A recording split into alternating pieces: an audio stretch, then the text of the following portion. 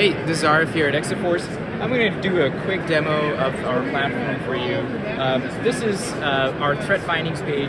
What we're doing is ingesting detections from various sources here. As you can see, we're ingesting detections from AWS, Azure, CrowdStrike, GitHub. So the way we think about it is we build detections on top of data sources that we integrate with, as well as we ingest detections from sources like CrowdStrike and AWS.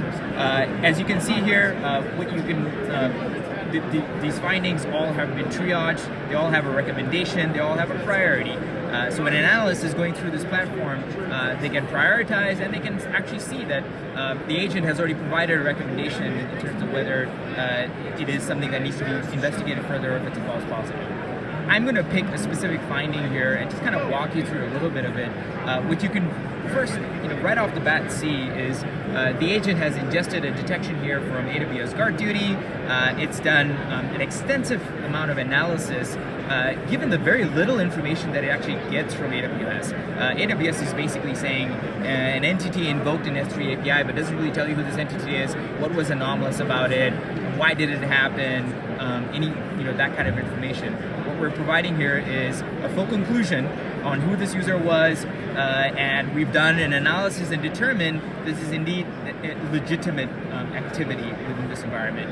And you can actually go further and analyze this information. We provide a lot of this information in a very verbose way. You can ask questions against the system. If you have some questions that we didn't answer here, you could be going in and asking that question in natural language. You could trigger various types of workflows here, and for instance, even reach out to this individual and verify with this individual if this is something that they did indeed and was a legitimate activity. This is what we consider the autopilot piece of the product.